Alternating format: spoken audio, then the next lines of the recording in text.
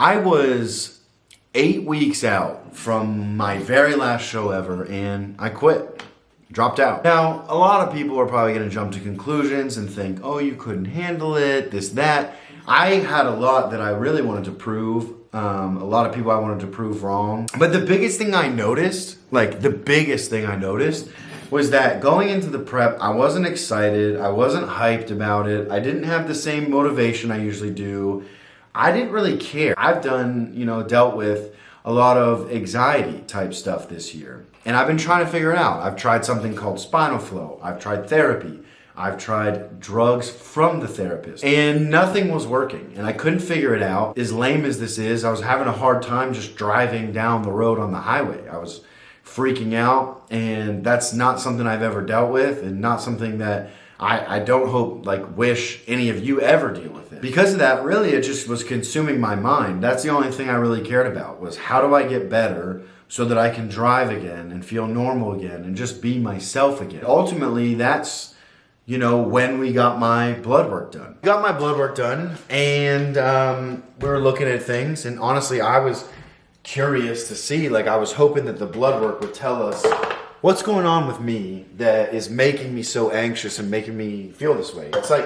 It's kind of like one day you wake up and you're not yourself anymore. And it's just like things that never made you panic make you panic. You're kind of always on edge. It's kind of like being in fight or flight all day. So we get my blood work back. I'll pop it up on the screen, either here, wherever.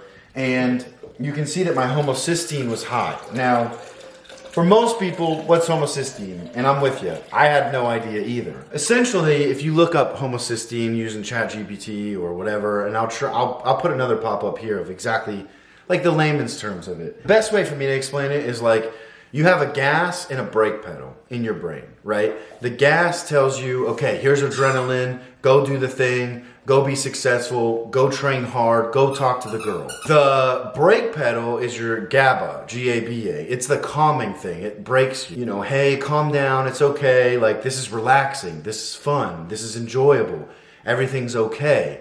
What essentially homocysteine having it high means is that my gas is floored, right? Put a rock on the gas pedal, floored, and my brake lines have been cut. So I have no slowdown and all adrenaline. And that's how it felt, right? It felt like I was just go, go, go, and I couldn't stop. My anxiety on the highway, it has nothing to do with the highway. It's just the fact that the cars are moving fast. I feel like I'm alone when I'm not in traffic and stuff. And that's what makes me have the panic attack. Another quick note is my homocysteine, you're supposed to be around less than 10. My homocysteine was above 40. It was a 48. And that is not good at all. In fact, when you ask ChatGPT about it, it says many people, many normal people, would be in the hospital because it's just, they wouldn't know what's going on. A lot of people would ignore it. And the thing is, if you ignore something like that, and you have high blood pressure, which I also do, then you'll literally die from a heart attack. Because it actually causes panic, anxiety, panic attacks, hypersensitivity. When you hear a loud noise and you feel jumpy, those are all the symptoms, essentially. So we figured that out, and basically, quickly, my main priority became, forget the show. I'm not gonna kill myself doing the show. And I would personally venture to say a lot of these people in their 40s, early 50s that are bodybuilders that are dying, I would say, who knows? They probably had high homocysteine, high blood pressure, had a heart attack and died.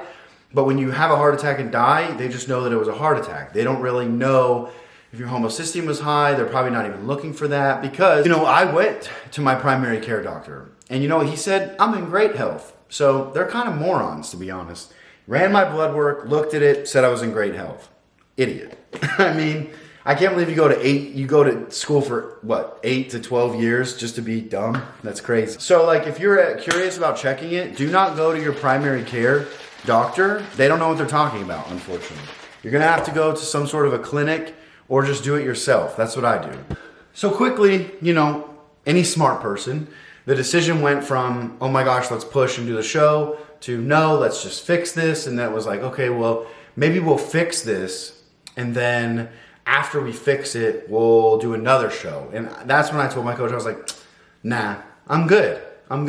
Because play the scenario out. We fix it, I compete, it gets worse, comes back, and then I gotta fix it again. It could take 6 months to 12 months to fix. And I'm not gonna do that. I'm 30, so I'm done. And I think honestly, it's just important to realize like extremes aren't sustainable. Like being a bodybuilder forever is not a thing. I've seen many friends, many acquaintances get trapped in bodybuilding, know that their health is kind of going south and push through anyway. That's their problem. That's their whatever, their identity. That's the huge problem with making bodybuilding your identity. Ultimately, you're going to make a bunch of people happy that don't really care about you. They care about the player. And if you don't believe me, think about this like football. I live really close to OU. Those kids are doing great this year. I think they're 5-0. Very excited for them, right? But you know damn well, even though the quarterback is killing it right now, if he has 2 games bad in a row, the whole town will want him gone, and they will not care. And then when he leaves, they will not care. That's just the reality of the game. That's why all those players, all the bodybuilders, you've got to look out for yourself. You've got to look out for your health. The extreme dieting, the extreme lifting, like I've done it. I've done it for years. I've done it for 12 years.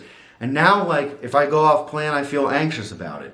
If I don't weigh myself in the morning, I feel bad about it. I feel like I'm missing, but I'm not. There's somewhere in between super extreme and fat and lazy that we can come together. And that's honestly what I've been working on kind of in the background since I decided I'm not going to compete anymore. And so that just leads me to what's next. What am I going to do now? And what I'm going to do and what I've done is I've taken all the lessons that I've learned from bodybuilding, compiled them into a set of roles that I have.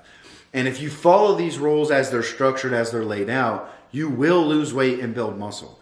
Will you be a bodybuilder? No. But what I'm learning is nobody, for the most part, really wants that. Most of you guys watching this, you just want to make a lot of money, look really good, be able to maintain it without a meal plan, without check-ins, without a black fancy backdrop, without sending stuff to your coach every week and every night and this and that. And it's so inconvenient. And all the things I hated about prep and all the things I hated about bodybuilding, like posing, waking up and weighing, then checking in, then working on mobility so I can pose better. Like, I just want to help people that have families, they have money, they just want to look better, and they want to do it without any of it. You're going to have no meal plan, none of that. And I came up with a set of roles. It's just like I've got to shift gears because I'm 30 and I just want to live a healthy lifestyle. I want to be lean. I want to look great, take off my shirt at the pool, but I don't want to follow a meal plan anymore. I'm not weighing myself every day. I'm not doing that anymore. So I've taken all these lessons, compiled them into a set of roles that I'm going to roll out over the next few videos, also on my Instagram. And I'm really excited to share it. And that's basically the direction that I'll be moving. It's not a sad thing that that I didn't get to compete again. You've always got to take your health the most important. I think everyone watching this should. And I think it's smart. That's what champions do. They know when to go hard, but they also know when it's time to call it. So if you're someone that's watching this and you're like, you can relate, you either want to get in shape, but you don't want to deal with all that bullshit, or you've been a bodybuilder and you're sick of it and you're looking for something simpler, I'm going to be rolling out these roles, and I'm actually going to make an entire extended edition course absolutely for free on my school community. So you can join there, you can be with other people that are going through it with you as well. You can see the roles. I'm going to make several modules, basically classroom lessons where I'm going to walk you through every single role, how to implement it, how to do it. And then the idea is you watch the 5-minute video and then you go live your life. And I'm even going to make a bunch of other videos and included with those videos little handouts to where you can, like a PDF guide for how to go out drinking with your friends without ruining your progress. How to travel without ruining your progress. How to actually go on vacation without ruining your progress. How to stay at a friend's house. How to visit family. How to go about the holidays, right? All of these things that we want to do, but when you work with a regular standard coach, they try to put you in this box and shove a diet down your throat. And I've realized I don't want that, and my clients don't want that. And so I've come up with this new system. I'm really excited. I'm building out the school community every single night as much as I can. And my entire goal is that you can go in there, watch a couple modules, and start losing weight for absolutely free. If you guys have made it this far in the video, thank you so much for watching. Thank you so much for your support. I'm excited for the videos and the content to come, and I'm just pumped. I'm excited, and I'm gonna be rolling that out. If you're interested, if you like what's coming out, please be sure to like the channel. It definitely helps me, and subscribe and tell a friend if you think it's gonna help them, because I want to help people. I'll see you guys in the next one.